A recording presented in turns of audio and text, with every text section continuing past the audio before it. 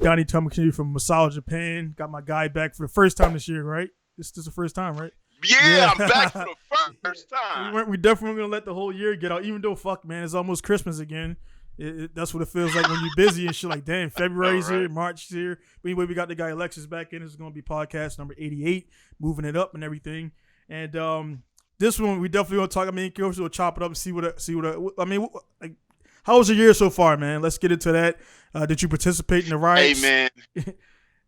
Hell no. I'm my damn business. I stayed where the business pays me at work, and I've been working with all of my cars. Shit's going crazy. Yeah. It's going crazy right now. So, real cool things. Matter of fact, I just picked a Vert up yesterday, recaged. But that thing, my accidental practice car has turned into a seriously good car so far. So, yeah, this year started out real good. Yeah, man.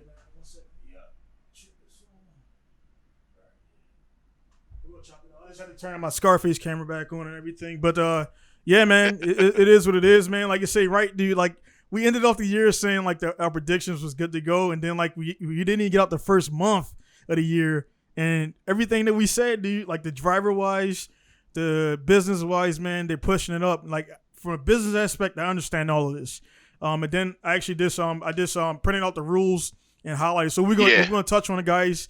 For the guys watching out there listening, we want to touch on this podcast. Is going to be the new rules that came out from FD because we've been covering FD. And what he's talking about is Pro 2 has gone Pro away. 2, yep. Prospec now. Right. And you can go back a couple. You'll have to. You're good with the podcast numbers or whatever. The ones that we were talking about, these changes that might need to come about. Right. Some of them happened, and they got a rollout into 2024 to change FD Prospec to a specific thing, and I think that spillover is going to happen in the Pro Series as well. Right. So you got the notes there. We'll go over that, and then we got a guy standing by. It's going to be Mike Power going to join us actually. So us talking about it. Mike Power just got finished competing, so to have a guy in there. I wanted to get Brewski, but Brewski we'll get him on in a different time. But to have a competitor chime in, it means more than just us talking about it in theory, because Lex didn't compete last season. I didn't compete last season in FD, so we don't have boots on ground, so to speak. But anyway, man, like I said, I got the rules here. We'll go over it when we bring Mike in and everything. And the biggest thing out there, guys, too, is just like change is going to happen, man. Even when shit stays the same, it still changes, man. I'm pretty sure some smart dude made a quote about that. I don't know who he is, but even when shit stays the same for 30 years, 40 years, what is that? Right. Illuminati shit, or what's those dudes? What's those guys called, man? Their little cult, not cult, my bad, but the Masons, the dudes that are Masons. Oh yeah.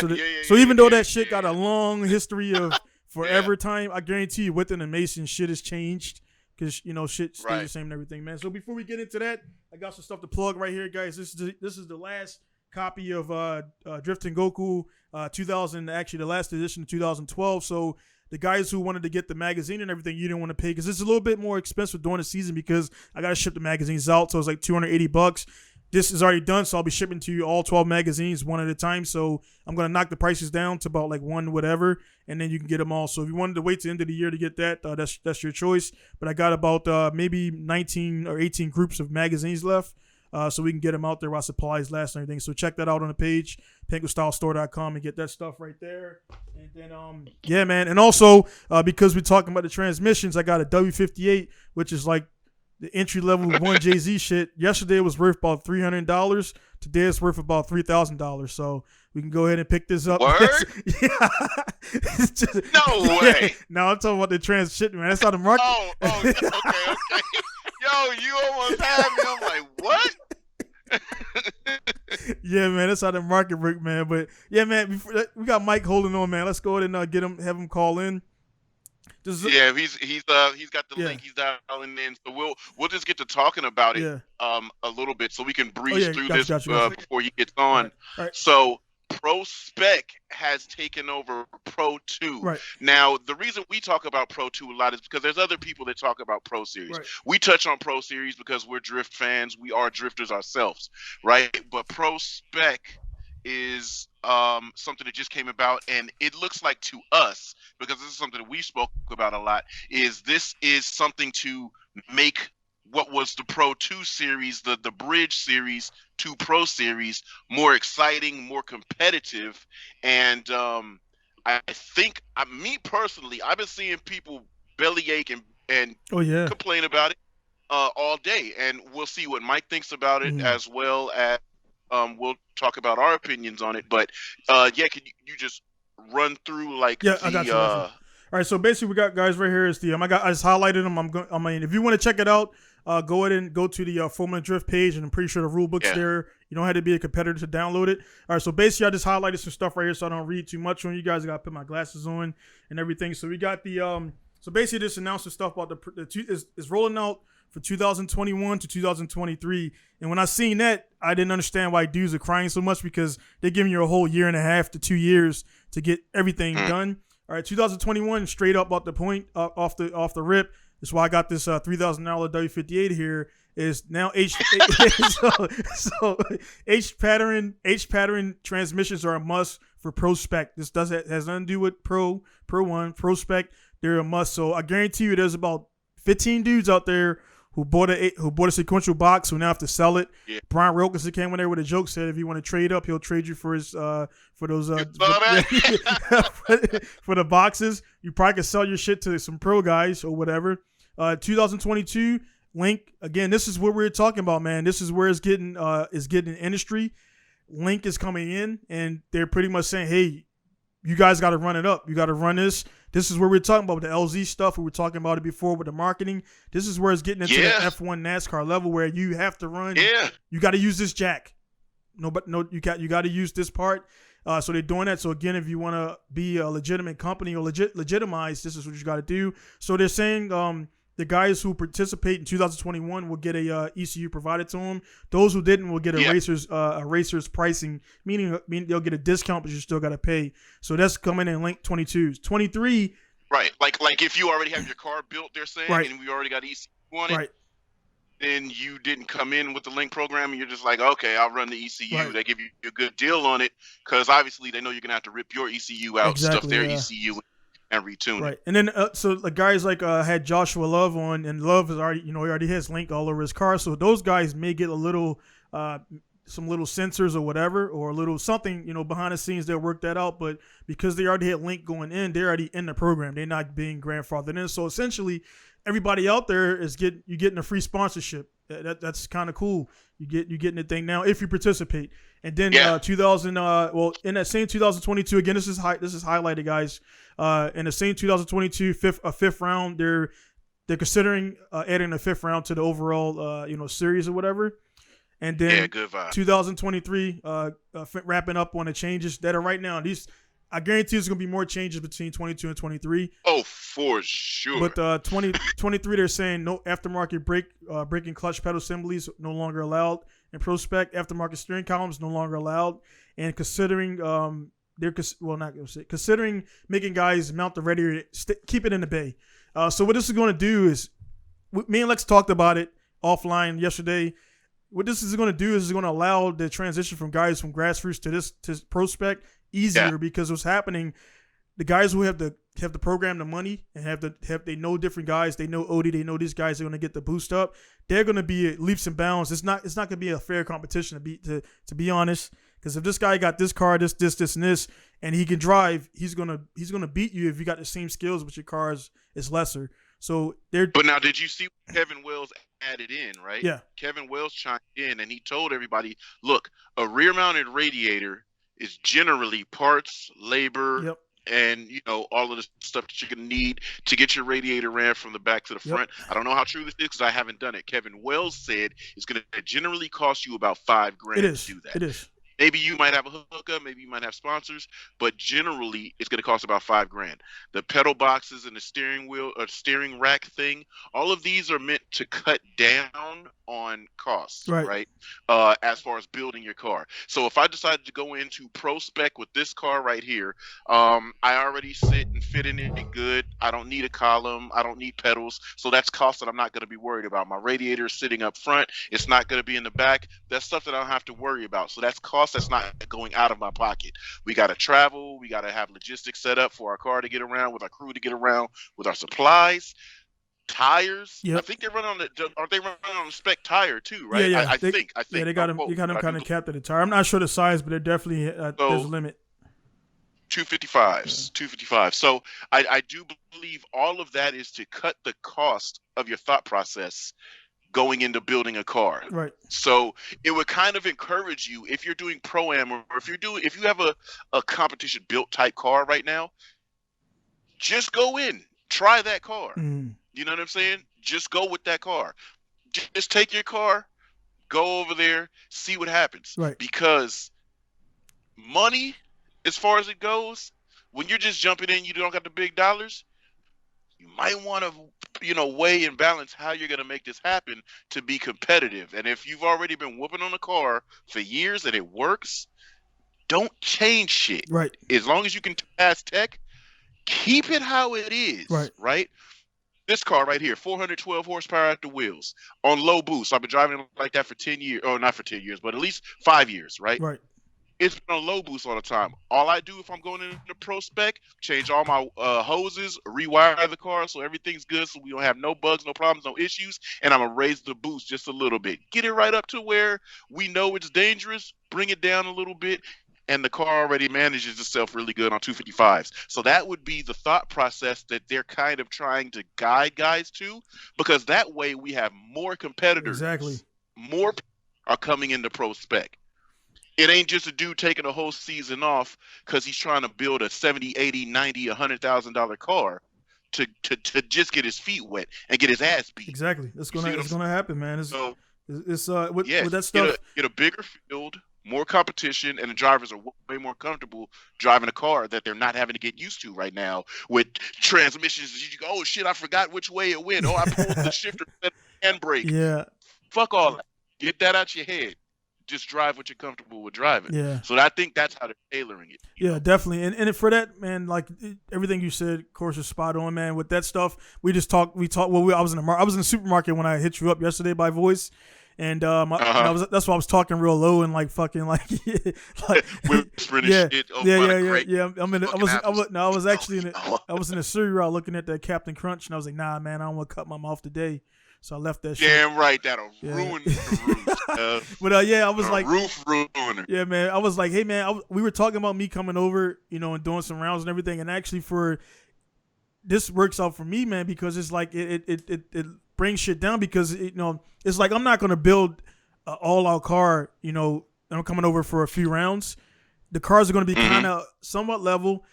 They could have a phone call here in a second. Okay, that's all good. So you got this. Yeah, so he's gonna call in. Yep, he should be joining right now. As we're back, we got Mike Power, and we got Mike Power in from. We were joking about where you're from in New York. You said like you're not nobody near. So it's Port Jeff Station, New York. Yeah, all right. Yeah, Port Jeff Station, New York. So it's like how far is that here? How far is that from the Bronx, man? It's probably 45 minutes, no traffic, but add traffic. I got you. It's a different story. It took me like 2 hours. We were saying basically, man. Like he was like, "Where you from?" I'm like, "Oh, Syracuse." I'm like, "They play lacrosse up there, man." So I'm a lacrosse guy, man. So I know all about the Oh, that's sick. Yeah, my brother is big into lacrosse, and all of his boys, they're all in college playing and stuff. I got my sticks right here, always ready to go, always ready to play them there. There you go. Always ready to get in those dirty streets. Well, hey man, again, Mike, man. The reason why we want to have you on, man, is I'm actually going to have you on separately from this on your own episode, because me and Lex talked about you, man. You were one of the drivers Lex talked about before the season start, and we're like, hey man, we're looking for Mike to do his thing and everything, and it came out late in the season and everything, but it came, yeah, and hell yeah, no, That sounds awesome. Yeah, man. So we'll chop it up, man. But basically, man, again, we wanted to have a driver on that just got done with the season, did pretty much all arounds. You did all arounds, correct? Yep. So you did all 4 rounds. So this guy is better than anybody to talk about it. I like boots on the ground people when I talk about whatever, and I only talk about what I know. I don't be on forums like, yeah, man, we could do this and flux capacitor that and all that shit. So anyway, man, we just talked before you came in. We talked about the rules, so the viewers already know what we talked about. Right into it, man. Sure. Are you gonna come back for season of Prospec, or are you looking to go out to Pro 1?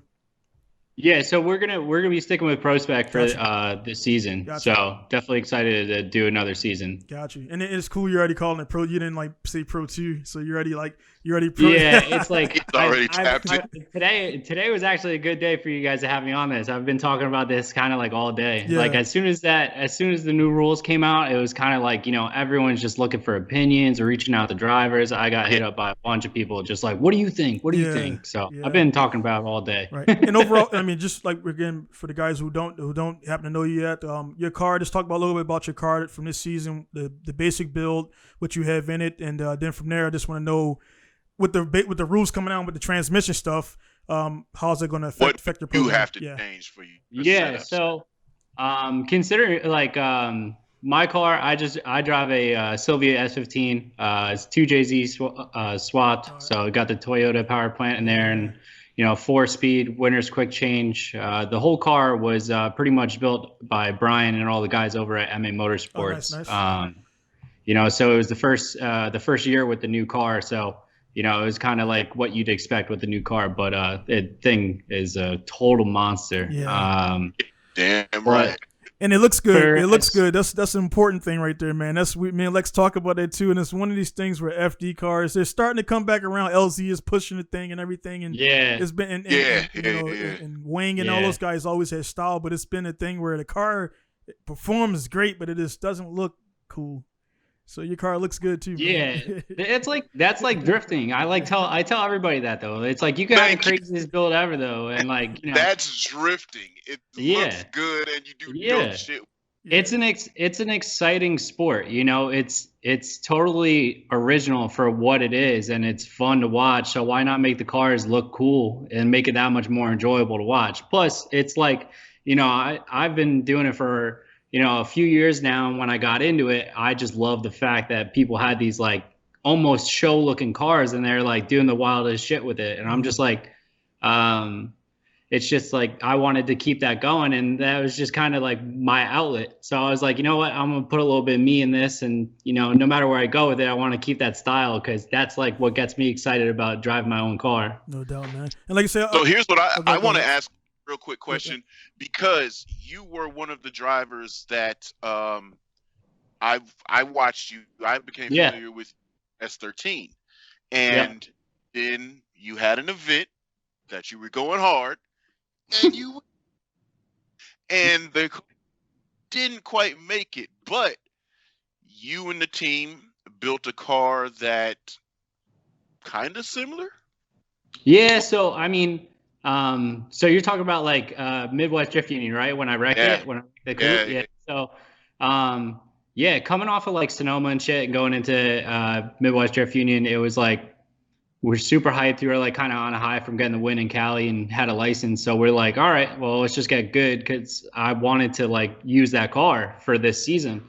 Mm-hmm. So once I knew that the car was like pretty banged up, and I knew that. Being that I was going to be in Formula Drift, I wanted to be there for I want to be in Formula Drift for as long as I can as possible. I would love to be like the oldest driver in there, It's word. People underestimate being the old guy in the field. They're full of shit. They got to be the young dude. Old dude in the field, cool too. Yeah, well, it's all about experience. They're going to know how to handle something 10 times quicker than any new school kid, whether he's got skills or not. Nice. So that's like.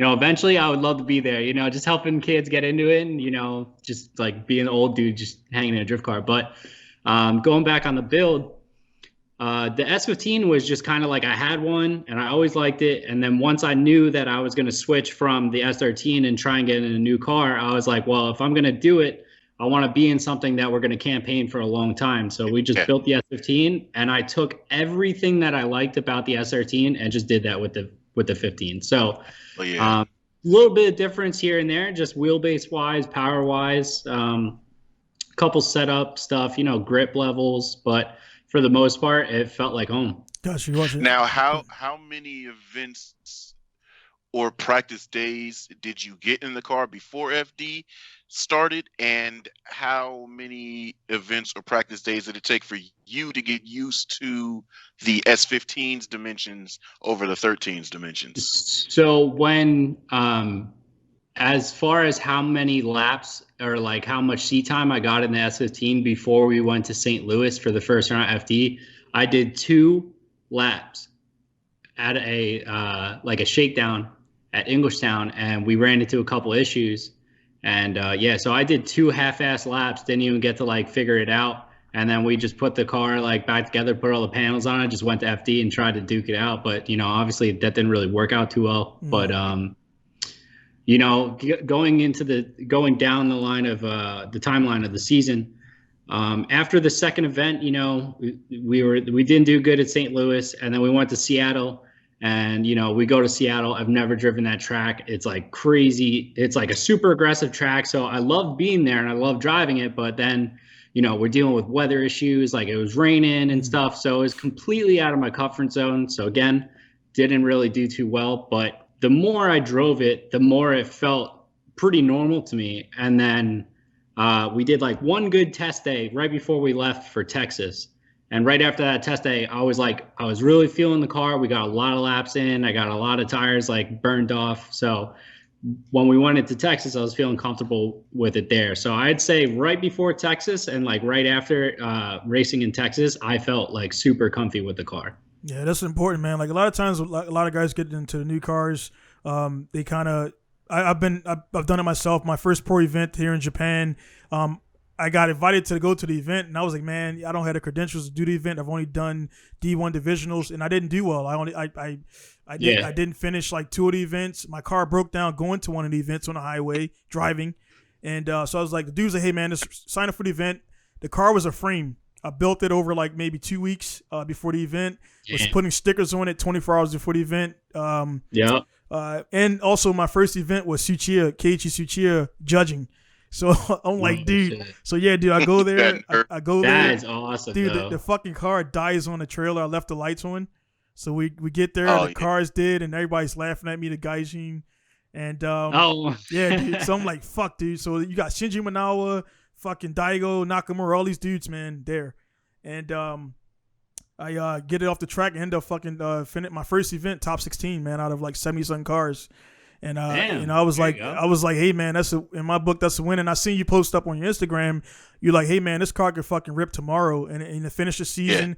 And that right there, man, is a good thing. And I think that's a testament to making a good car that you can drive. And a lot of guys, I think they build too much over, and then they end up they're drifting the car and they're just fucking holding on. If you imagine, they're just trying to. Yeah. They're along for the ride. I've been there before, man. Like this shit is way too much power for me right now. Let's dial it back. And the wall is coming quicker, and everything is happening quicker, man. And so I think that's good. And I think in my mindset, being outside again, your driver, we'll let you expand on that. But I think they're making it more feasible and attainable for guys who don't have the bigger purse.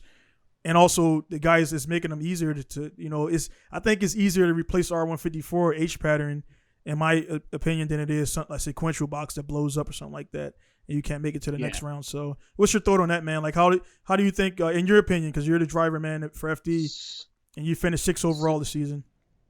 Yeah, so as far as the sequential transmissions in Prospec and like them being used last year in Pro 2, I really don't see the need for anyone to have it. Yeah. It was something that I entertained the idea of even getting one myself. But the box that's literally in my car is an Andrews 4-speed. I've had it in my coupe for 2 years before we even used it in this FD season. We had no issue with it. It shifts great. And they're super reliable to work on and lightweight. So, depending on a couple of these sequential companies, if you're not buying the top-notch sequential company, right, you're going to run into issues where if you're fixing this box, some companies you can't even get parts for. Exactly. And you can't fix them in time. So like if you had a spare, you could take the money from having a sequential and have 2 dog boxes ready to go. Yeah. And then next That thing part. you know, dude, I've seen Brian Wilkerson and man over at MA Motorsports who built my car. I've seen that dude pop my transmission out in literally like 2 minutes. And I'm like, dude, like if we had a spare transmission, we could totally swap transmissions in 5 minutes. He did that shit in the pits with JT. Yeah. Multiple dude, they're times. legit 80 pounds. Put another like, one. Yeah. You can legit just put it right on your shoulder, bro. Yeah. But as far as them like trying to get that out of Prospec, I think it's like the only thing I don't like is that they're taking away the option. Yeah. So people who already have it, now they're now they got to do stuff, maybe some sequentials, they're pretty small packaging, they got, now people got to build like trans tunnel, stuff like that, stuff to make it easy to get the trans in and out, but I'm really not bent out of shape about it just because it doesn't involve me at all. Right. And I know anybody who had a sequential in their car and is going to go to an H pattern, I don't see them having an issue whatsoever because anyone who knows how to drive a drift car knows how to drive stick. Right. And those things are built to be driven in 3rd and 4th gear. And like, I can't see it being a problem. Yeah. So it's something I'm not really worried about. I feel bad for guys that got to get rid of their transmissions that they probably saved up a lot of money for, right. And, dropped a bunch of money on that. But I don't know. I think they're just trying to keep the cost down and trying to make it seem like you don't need a sequential to do good. Yeah. So that's why I've been telling a lot of people, even before these rules were implemented, it was like, oh, you don't have a sequential? It's like, yeah, you don't need it. It's like, look at Steph Papadakis. Look at like all these dudes like in Pro 1, 4 years, like winning battles, winning events, winning championships. Simple is really good. Even though these cars are still pretty crazy. Yeah. Having simplicity on the craziness is definitely a benefit. Go, on just simplicity, right? So you've done it. You've made the move from your local feeders to Pro 2. Yeah. Now, you had to do it again. Start over. You have your experience. Take your cars away. You can't use them. Build something that will run you from the feeders into Pro 2. What would you do? And what would be the specific parts? You don't have to go, oh, I'm going to do these seat belts, this, that. But specific parts, you know what I'm saying? What would you put on this car to take you from feeder to Pro 2? And what like power levels would you be expecting, knowing that you're going to drive on 255s? Well, yeah, let's consider that we're in last year. Let's consider like we're in Pro 2 last year, and that is the setup that we're trying to get into. This question is pretty much based on like how I kind of went about doing this. But if I had to do it again from Pro-Am all the way to Pro 2, I would really just focus on doing whatever you can to make sure that the car is reliable, right? So that you can go out there and consecutively do consistent laps. Because in Pro 2, the main thing that I've seen hurting drivers and even hurting myself is consistency. So I would find whatever you're comfortable with whatever parts, like let's talk like angle kits and stuff. If I would pick what you're comfortable with first. Yeah, dumbass. Mike Tyson over there, man. Yeah. So I would pick an angle kit that you like, and then what I would do is compare it to see like, hey, like this is what I'm comfortable with. Do I have to learn this? Do I stay with this because I'm used to it? Or do I have to learn it because if I use this in Pro 2, is it going to hurt me? Yeah. So it's like one of those things. It's like if I had to do it, I would still stick with WiseFab because you see dudes now in Pro-Am that got big angle kits, big stuff like that. So being able, although it's not needed at times, in certain tracks, but being able to mimic an angle of another driver looks really good on you in any competition. So I'd probably stick with WiseFab, but as far as like transmission and like differential stuff goes, if I'm building a car and I'm not changing anything from Pro-Am to Pro 2, I would have to do a winner's quick change because from all the tracks that you're going to, being able to switch the gearing and the final drive on it is such a huge benefit. Right. And we've done it. There's not been a single track that we're not changing gears at. Okay, so given that you want to change the gears, what power limits are you going to be looking for? What type of power are you going to be putting down? I mean, not, the power, not yours, but yeah, what you would, if you were to be building a fresh car that you're comfortable with, knowing that you don't want to change anything. Like knowing what power I want, range I'd want to be in, and yeah. I mean, that's pretty much kind of where we're at already, because we had the 2J. You know, that motor is good for the motor is known to make 1,000 horsepower, no problem. Mm-hmm. So it's like, you know, you just get a turbo and make sure that you can control it, and if you need to turn it up, turn it up. If it's too much, to turn it down, because if you're not comfortable with it, you know. Yeah. So like the 2J in our car last year, we only ran about I'd say anywhere from 550 to 600 horsepower, and that was plenty good for Pro-Am. That was great, right. Especially in Sonoma. Real quick, that thing was moving. Sometimes slow cars are fast. Yeah.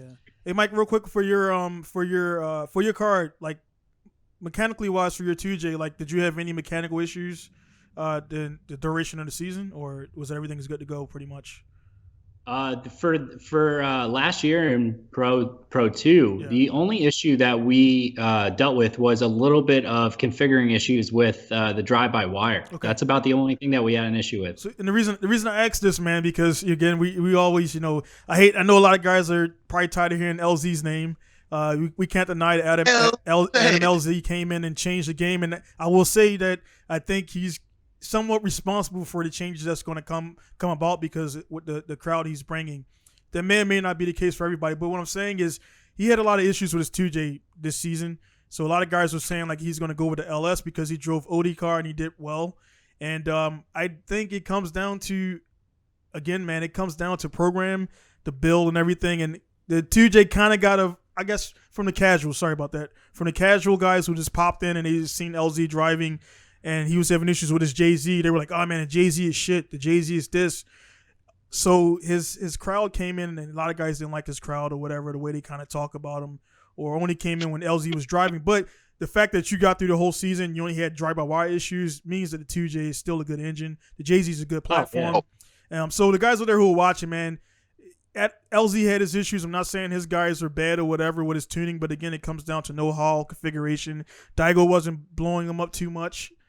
If he did, he had one in his back pocket to drop right in, and you wouldn't even know about it because he carries spares. Yeah.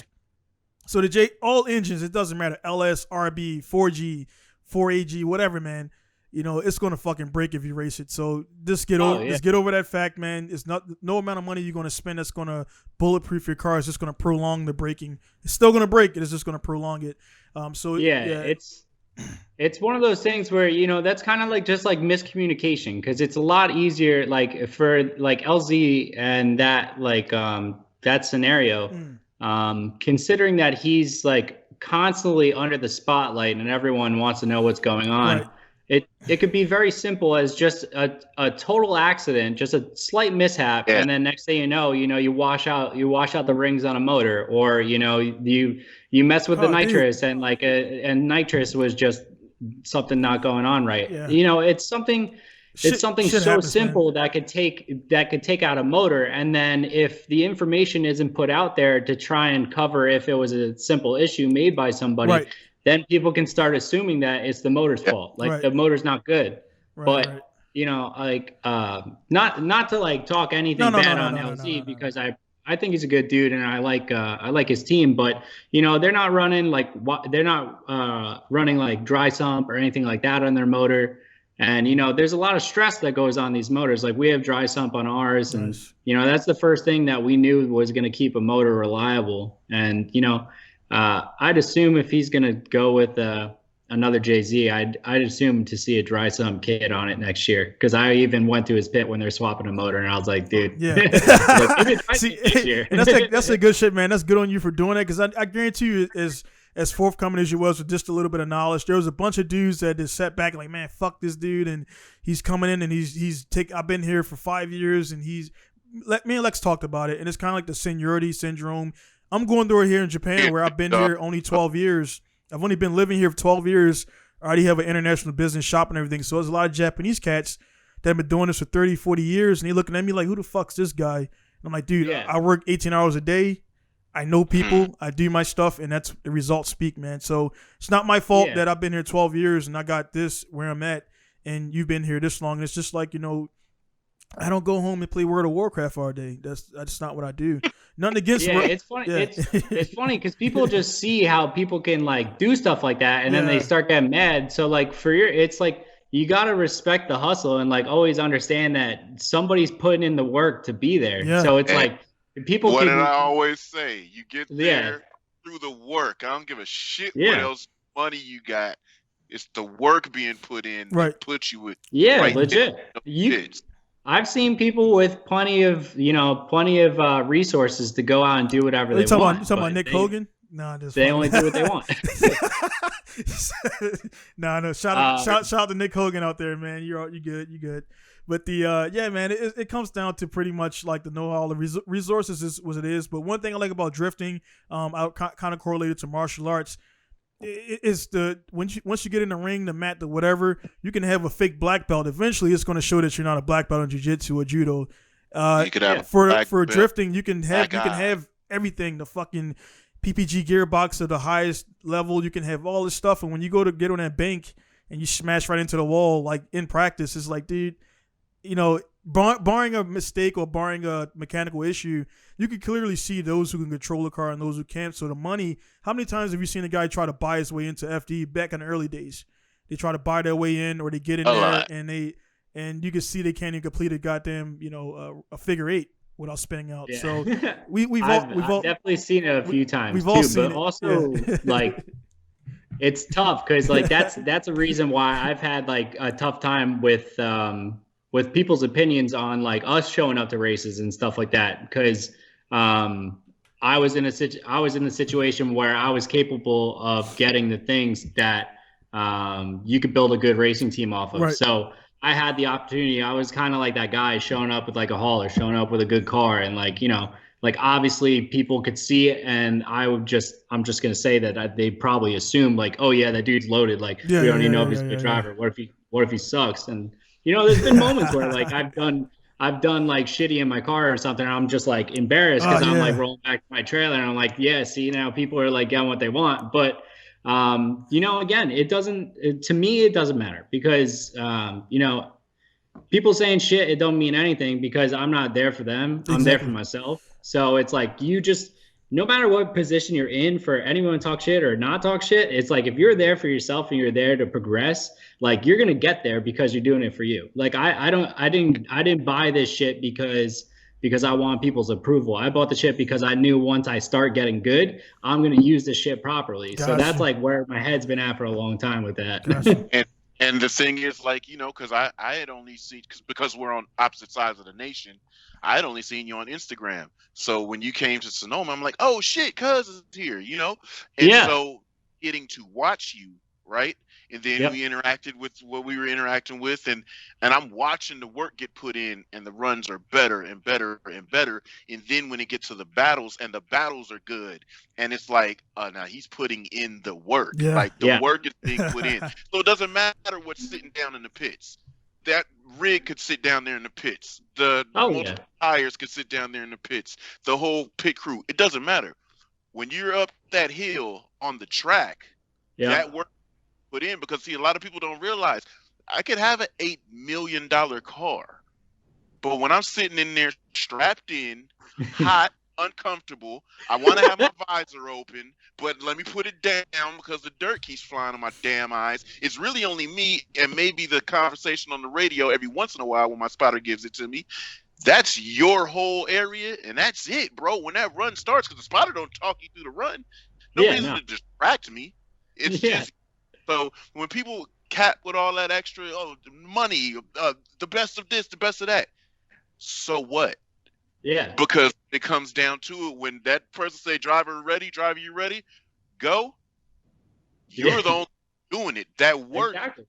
And that's how I feel. Mm-hmm. And that's what I like. That's what I liked about it. That's why I was always rooting the whole season. I'm like, I don't care what happened here, there, and whatever. Mike's gonna give me one. I'm telling you, Mike's gonna give me one. And then, boom, we roll into Irwindale. And then tell us about that. How did that whole event go together, man? I mean, you went from coming through. That was your first time at Irwindale, right? Yeah. Looking at those big ass banks. You know what I'm saying? The year was crazy, so that was later in the year than it was intended to be, and all of this other uncertain shit. And then, how did that event go from you in the pits on the first day of practice to the podium? Tell me about that. No doubt. Yeah. Well, first of all, just like to touch on like the craziness of the whole year, like, you know, the fact that a lot of things were always like kind of uncertain, actually helped a little bit, because when you're like nervous and you don't know how something's going to go on. And like, I was just like, I just lived a whole year of uncertainty of like where we're going, when we're racing, who we're driving with, and like who we're working with. And like, you know, it made it so much easier to kind of relax. And, you know, rolling into Irwindale, we went straight from Texas to California. So, being that I'm familiar with California, when I was a kid, I spent some time out there, and, just going out there, I was there for at least like 2 weeks, maybe a little bit longer before we even started racing. So, you know, I had time. I did a test day with Odie at Willow Springs. So we got a bunch of good setup on the car, and I just got comfortable just driving it, you know, on the West Coast. And yeah, rolling into Irwindale, once I saw that track, dude, I was like, no freaking way. Well, how would you describe it, man? How's the that shit's scary. Yeah.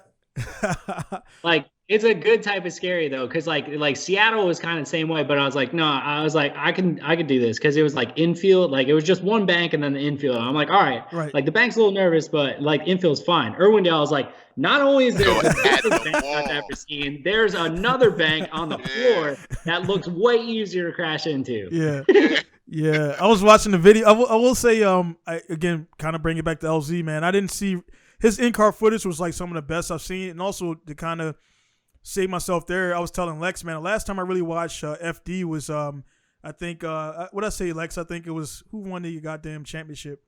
Yeah, you was talking like 2010. I forgot the guy's name, man. Yeah, but I was like, that's 10 years ago. But yeah, man. His video allowed me to kind of do a drive along with like everything he was doing. I'm like, all right, man. And you see the bank, and if you walk it, I'm pretty sure it takes a little bit of time to walk. But in a car, everything happens so fast. Everything is so quick. And then like, you know, the change back, and then you see the clipping point, and then coming back to that wall. And it seemed like it wasn't the main bank that were fucking people. It was that second one where the wall kind of stuck out, and Love hit it. And a few other guys hit it. A bunch of people hit it. And it's like you're in a smoke, and when you're by yourself, I guess you can kind of see it. But if you're tandem, I was like, fuck, dude. I was waiting for the smoke to clear to see if the second car made it through that point, because, you know, you can't see shit. So speaking on that, man, how was your driving Arendelle? How was it when you got in the smoke clouds to navigate? It was like it was nice, because we actually got a good amount of practice the first day we were there. Practice before the race was not good at all. I think we did like 2 laps because there was like a tire shortage, but luckily enough, our practice there was going really well, so I kind of got that muscle memory. Right.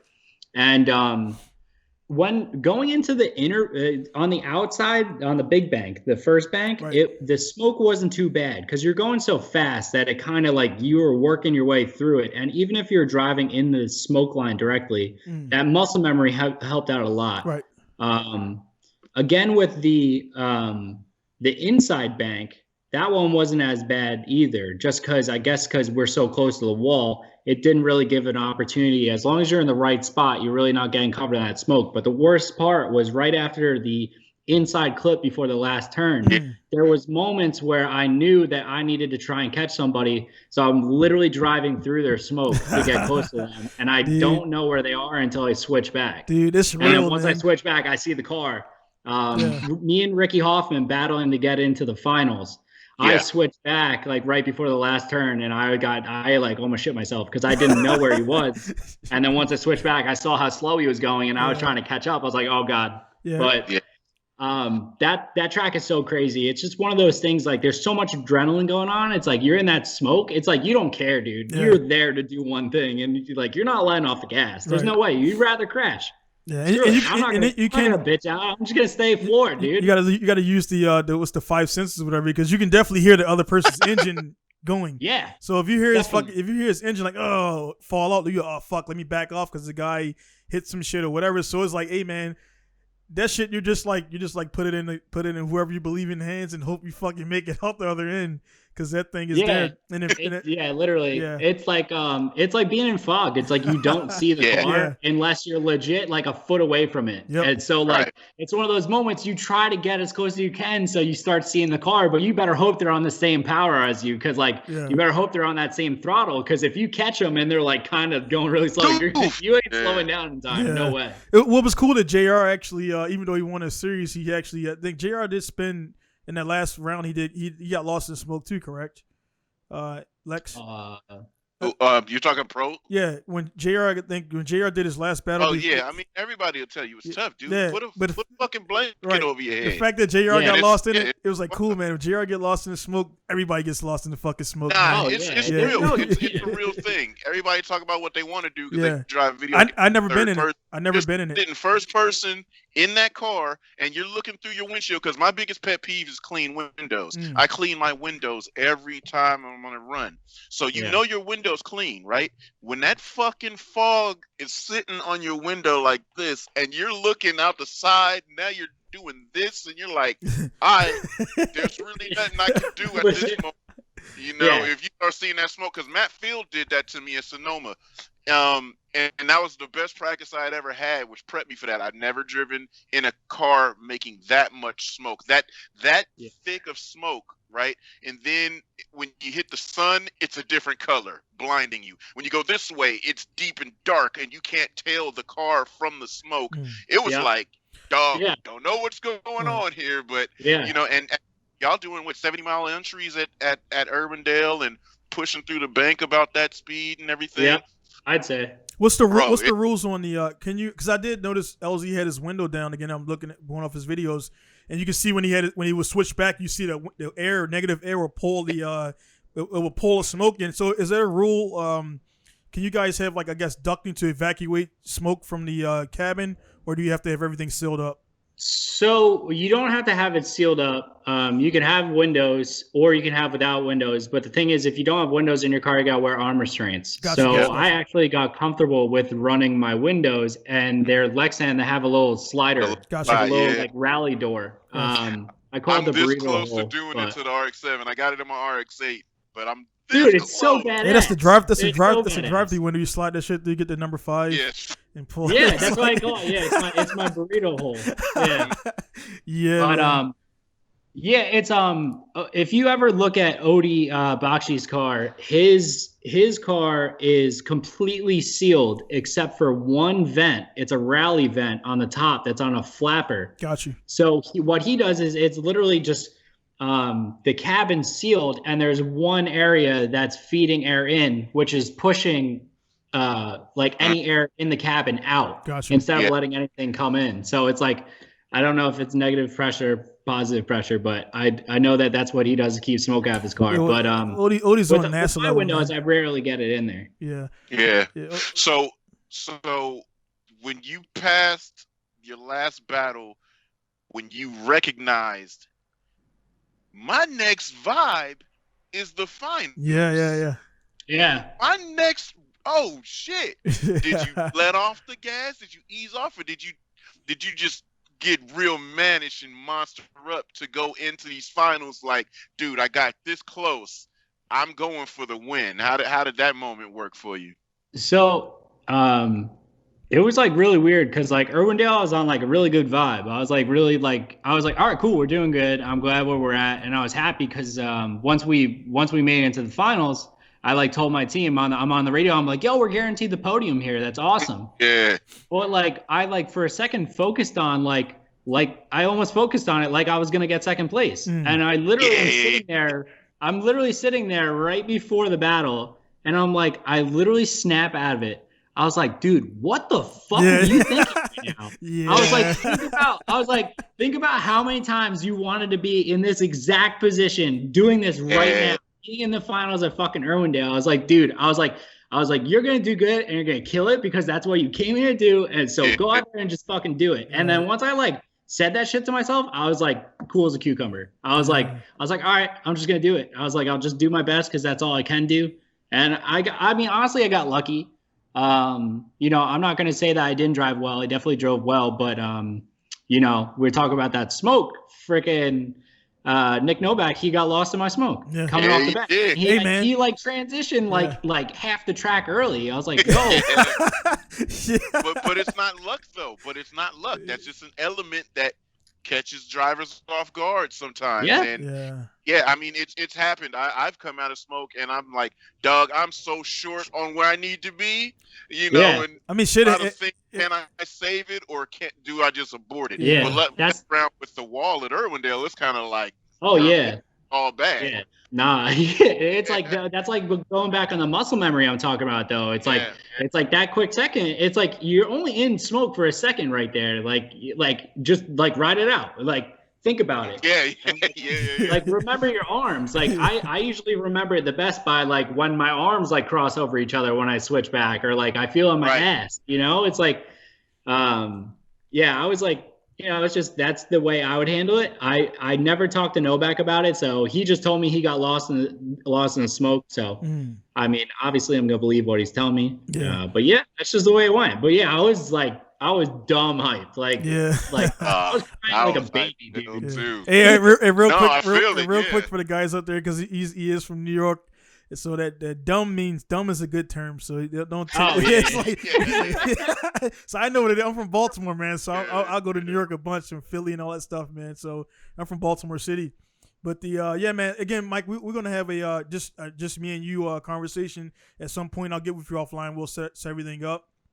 When you got time, and we'll dive deeper into the psyche and everything, man. Just like again, for the guys out there, because I do gotta, man, Lex, man. We'll say we're gonna do 45 minutes and 2 hours and 45 minutes later.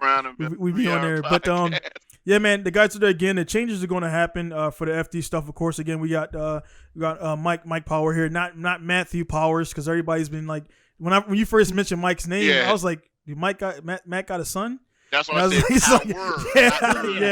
I was like, because I've dealt with that for a long time. I'm like, no S. Yeah, Matt went away. Matt went away, and I was like, fuck, man, he's out there making babies and shit now and stuff like that. So, but yeah, man, it's definitely again good to speak to you and get your feelings on it. And the thing about it is, like, everything you're saying is the same approach I would take. I'm looking at I was thinking about this season kind of coming over, but I think we just need to get past this Corona Part 2 and 2020 Part 2. Yeah, this is the huge. And then next year, I'm going to come over and just see how everything looks, because I've been in Japan again. Now I'm going on 13 years. I've never drifted a bank before. I've only driven on a bank, but I never drifted a bank.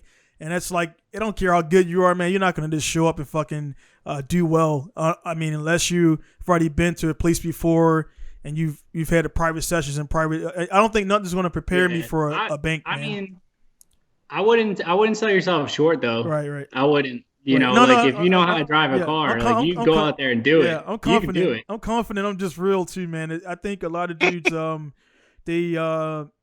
confidence is you got to have it. Again, like you said, you slap yourself internally you slap yourself. Hey man, fuck that. Let's go get this win and everything, man. And so. Definitely not knocking things down, but at the same time, like you said, I don't want to, get there, rock up, have all the support, and don't do well. And it's just like I don't want the car or the track to be the issue. I want myself to be the reason I fucked up. And no, I totally respect that. I follow the same thing. Here in Japan, man, I felt like a dumbass because I was like, man, I got in Juku, I got all these guys in my car, right? And this one Japanese cat, no crew. Blank car, and he fucking finishes top 3, and I'm like, and he's looking at me like, yeah, I have no sponsors, and and I'm like, and I thought the sponsor thing was this was like 6, 7, 8 years ago, and I realized that I don't care how many stickers are on a car, you still got to spend your own money, you still got to get there. The sponsors are not responsible for your car, things like that, and so you live and learn, and it goes on. But again, man, we'll talk more about like your actual like starting and point and all that stuff. I just wanted to bring you in to speak on that, man. Lex, you got any more questions, man, or any more? Yeah, inputs? well, I'm just giving up good vibes before you jam. Like, check this out. Everybody that's in the field with all the stickers on their cars, all these other people's names on their cars. This man is in his car on the grid with his name on the side of the car. Yeah. His name on the side of the car. Livery looking sick, but it's him representing him. Right. So those are small things that I look at and I'm like, dude, that's the vibe, right? Because you're representing everybody else and you're representing them well. Car looks good, mad photos of it, your driving's great and everything. But then when you get to sit there and look at the car and on the side, that's your likelihood. Yeah. Dude, that's super sick. Like I said, COVID sucked because we were supposed to drive together. He hung out in California for extra weeks just to drive Winter Jam for COVID to cancel. Yeah. I was like, dude, I had every car ready. I was going to bring every single car I had. It didn't matter if I ran out of shit, man. tires, You're gonna bring a car and 2 bikes, man. Like knowing you, man. Dude, I was gonna bring everything, dog. But all things are looking up. Everything's gonna be a great year this year, even if COVID still stays. But I really think that it's gonna be a great vibe, dude. We get to jam together this year somewhere. We're going to do that. Like I said, I wanted your insight just because I know, dude, I see everybody belly aching. Oh, my God, I got this. Oh, my God, I got that. But the focus of the Prospec is to have more drivers in the field that feel I can compete because I may not be going up against 1,000 horsepower big tire car with a sequential transmission. I definitely agree with that. Get a realistic idea of what your competition should be like. And it, dude, nothing beats a comfortable driver in a car that they're familiar with. Bro, hey, Lex, real quick on that right there, that your point, I mean, that's why we get along so well, man, because we people like people you agree with. I mean, that's cool. But I remember our competition in D1.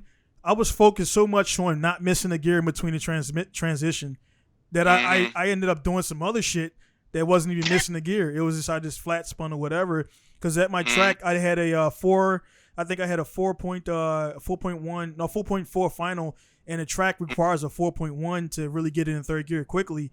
And my shit was lagging. My turbo had a little lag in it, and man, I missed shift from second to third where I needed to go to third gear to carry out the speed I needed to get to that clipping point. And so I know some guys are going to we predict the future last year, so I can already see people's Instagram next year. Like, man, I would have had fucking Mike. I called you Matt. I would have had Mike, man, if I didn't fucking miss that gear. Thanks, FD. I can already see. See like the fucking.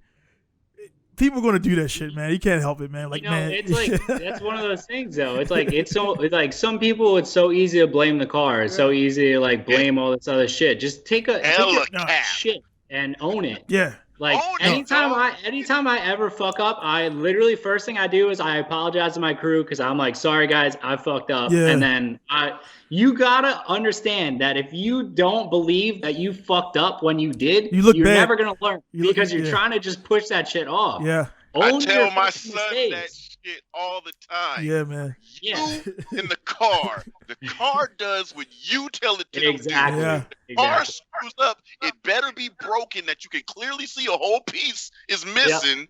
Because other than that, it's you, and that's what I'm saying. Like, that's why I'm super proud that you're saying you're staying there, 10 toes down. I want you to become Prospec Series champ. Stand there and be like, you can't go nowhere without going through me. Like that's what that step series has been missing. Everybody wants to go to FD and blow mad bread to stay in top 32. Yeah. When you could stay 10 toes down in this step series. And be like, who you beating? Right, you can literally chill. You could literally. The only thing that I worry about, I just don't want the competitive style that we're at right now because I'm super proud of the way Pro 2 was last year. The type of driving, I would say, I'm not going to say nobody, but majority of the field, anytime you're going up against somebody, you were gonna put in your all because you know that's what they were gonna do, and like everyone did great driving. So the only thing I'm scared of is like I just don't want to see this pro spec turn into something where if somebody gets a license for pro and they make the jump, they're going into something and they're like not going to be anywhere near close to like being able to hang with those guys. So that's out. Let's just say, let's throw in a hot take. Yeah. What if pro drivers was like, you let your light this one off, man. Yeah. I know. The suspense is killing me. The take was too high, yo. But what I'm saying is that you can still hear me. I'm changing this right now. But what if pro drivers all got these demo cars? What if they came through and was like, I'm about to drive Prospec? What's gonna happen? You can't do that, man, because the guys go like D1 GP. What you're saying, guys go just a hot take. Yeah, they go backwards. Pro one dudes right through with a demo car. Are you ready? I thought about like, what if I was just like, if Prospec went to an area where it's like a completely different car, and it's like, why not just run pro and Prospec? And then just be like a two-time. You know, imagine just killing in both. Then you're really all that seat time, dude. Yeah, for the amount of money you're spending to get there, dude. Like, you get as much driving. Give me all the track time. Legit. Yeah, for sure. No, I'm hyped to root you on. I was the type of dude, I love grassroots, right? So I'm super in grassroots. You see me, I'm running around the track. Yep. I could have drove that whole weekend. I could have competed in the shootout, but it's like I like to be part of the ambience that makes it a good show and all of that and watch it because I'm a fan of drifting. I can drift at any time, but I'm a fan of watching good, dope drifting. So watching you compete, it's been dope. I look forward to like real solid things this year. You already know my son is a fan of your whole setup and everything. Dude. Jay's the best. Dude, you know what I'm saying? So it's like, and him, I think I've got something going on that we might be able to get him to legally get on the tracks without me having to sneak and play. So, dude, I look forward to driving with you. I look forward to watching you drive and get better and like, you know, kill it, evolve your style. And just so that y'all know, his name is on the side of the car. Yeah. Run that bag, you know what I'm saying? If you wanted to move his name a little bit. Yeah. Oh no. Yeah, that's definitely. That's the only thing. Yeah. That's like we're talking about. I was like, what happens if we get a title? And it's like, well, good thing we spent like 3 years of literally having my name on the side of the car. So once it's not there anymore, people will know me for me, not just the car. That's the hope. I hope that. But I like the consistency that you did. Your black S13 looked just like your black S15. So it's very visually relatable. When I saw it, I said, "Oh, that's so sick." That style went over to the S15 real good. It was like me trying to upgrade my driving. I just tried upgrading the car. So it's like you see the same person, but they're doing bigger things. You see a similar car, but it's capable of doing more. Yeah. So I just like that. I thought it was sick. Also, it's like, dude, I'm kind of lazy, bro. I just have one style. I'm gonna stick with it because I know it looks good. Yeah. Hell yeah. Dude, you know me, like, bro. I'm in black all day. Like, it's the only color. Like, dude, I don't own anything else. Yeah. Dude, people think I'm joking when I say I have a clothes rack full of black clothes. I could wear black for an entire month. I got like 12 pairs of black Dickies. Yeah. Variety. Black hoodies. No, right there, real quick, man. That's to me when I see a guy in dark clothes, it's like, man, that guy at any point in time he's ready to do an engine swap or whatever the fuck he got to do. Yeah, because if you see, I remember one time at the junkyard, man. I was at the junkyard like always back in the day with my S13 KA, buying something, transmission or whatever, and this fucking dude it's a Saturday morning, so obviously the guy was at the club all night. He comes in the junkyard with a white fucking suit on, white shoes. I mean, I swear to God, man. I swear to God, a fucking dove was like flying behind his head or some shit, and he had a screwdriver, dude. And he was like, "Hey, man, could you take out that the fucking the catalytic? You call it a catalytic converter, Cadillac converter." I'm like, "Nah, dude, I can't." And he's like, "All right, man, thanks." I'm like, "Bro, why the fuck you go to a junkyard with a white suit on with a screwdriver?" Like you're not gonna get that. Prepared. So I can tell you. So you work? Do you work at real quick, Mike? Do you work at Nissan or do you work Just seeing a Nissan logo on there. Nah, Nissan just needs to run the back. Okay, yeah, hey. Yeah, run it up. They gotta man. hit me up. Yeah. Run it up, man. Shit, I seen that. Yeah, man. I'm gonna get a meeting one day. What do you think you could do? Yeah. What do you think you could do for us? I mean, I already got you on my jacket. Yeah. I did that for like 3 years. This was free publicity for you. Running the S15 in America. Like, give me. They got to send an S16 out to you when it comes up, if it ever comes out. I don't think so. That'd be kind of cool. They got to, man. Just give a ton of VG30. There's an S16 coming. It has to happen. It has to happen. I think it's gonna. It might be ugly. It might be ugly. It'd be sick though to call a car like the Sweet 16. Yeah. They got to do it. Oh shit! Yeah. Keep that intellectual property right where it's at. That might be the addition, man. Right here. That's locked in. You got to hurry up, man, because Taniguchi, man. He got Taniguchi on a podcast. Yeah, nothing safe. Hey, man. I know, right? I know. Shit, my guy pulling up. I got my Scarface camera. But yeah, all good. Hey, man, I appreciate you joining us, man. Really appreciate it. Dude, 21. Lucky number, whatever you want to go with, dude, make it yours, bro. We appreciate you. We're watching, we're rooting, and you know what I'm saying? Anything if you want to say in closing. Yeah, man. You got to promote anything or plug anything? No, first off, I appreciate you guys, taking the time to let me in here and, have a chat with you guys and just kind of express where I'm at with a couple things. Yeah. But, for anybody that doesn't really know much about us, I mean, they can get to me at Mike Power Drift on Instagram. That's where I'm most frequently posting in there. And, gotcha. I share my takes on a lot of things going on, but, we got a YouTube channel, I got a website, and, we're working on some big things for this year. So right now, if they want to get in touch with me, just hop on the Instagram, Mike Power Drift, and then when more is to come, hopefully they'll see it. Gotcha. But yeah, I got a lot of good things planned this year. But I just appreciate you guys, taking the time to chat with me. It's cool, or having me let me chat with you guys. I can tell you right now, man. I guess me and Lex do this so much because we just jive, man. I could just the energy, man. Between your next time when we do it, just me and you. I could tell we will definitely be doing this much, man. Because some guys, energy is energy. You can feel it. And like I said, they be on monotone. Yeah, first time talking to you, and it's like if the guy is monotone, I was like, yeah, man, thanks, but I probably won't talk to you again. But it was a good conversation, man. And Lex always is keeping it live with me. Lex, you got anything to promote that's not any secrets? Because you got a lot of stuff going on, man. A lot of stuff. Yeah. I feel. Because when it happens, it's gonna be like, oh, yeah, that's cool. Yeah. So, yeah, we're doing a lot of stuff. COVID's been weird, but we got something coming for COVID. So, man, everybody stay healthy. Keep your masks on. Take those Flintstone vitamins. Keep your Flintstone vitamin, even if you don't want to. Just because you gotta have one when you go get a soda. It's just whatever. In and out, man. Get back, So everybody just keep the vibes right. Yep. Good vibes. That's all we've been doing in 21 and other than that, good vibes and good fucking driving. Gotcha. There you go. You got Lex right there. Guys, again, thank you both, Lex and Mike, for stopping in. Lex from Richmond, California.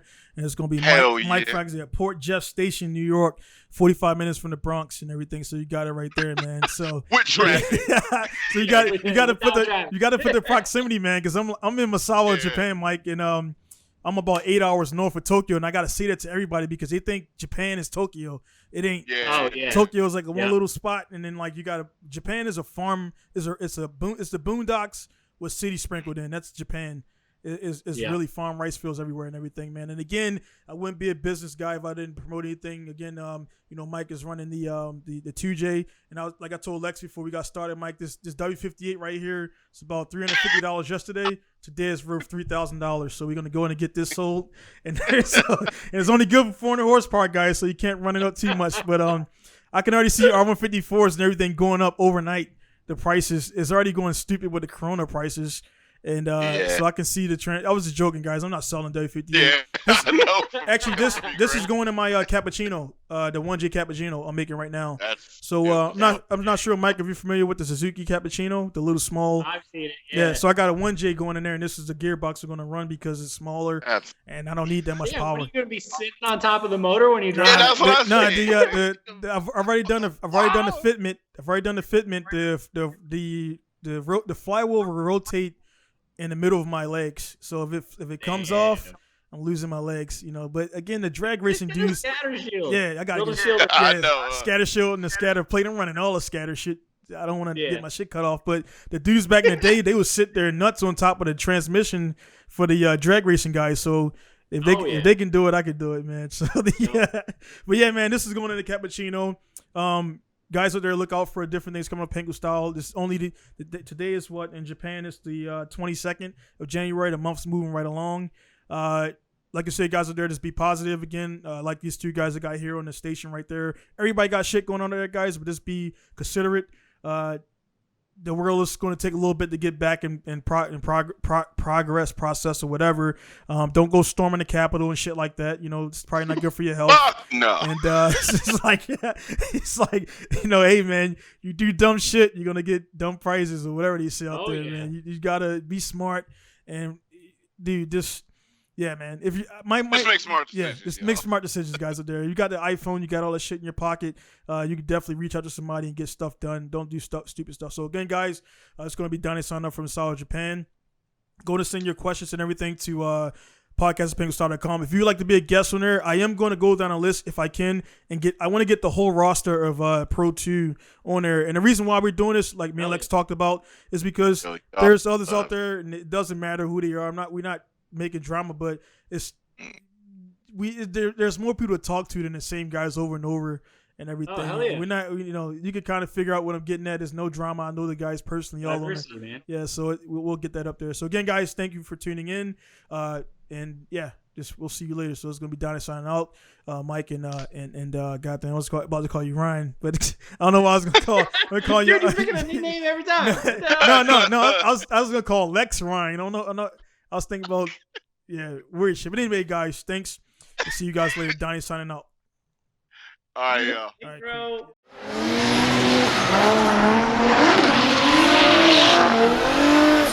cool.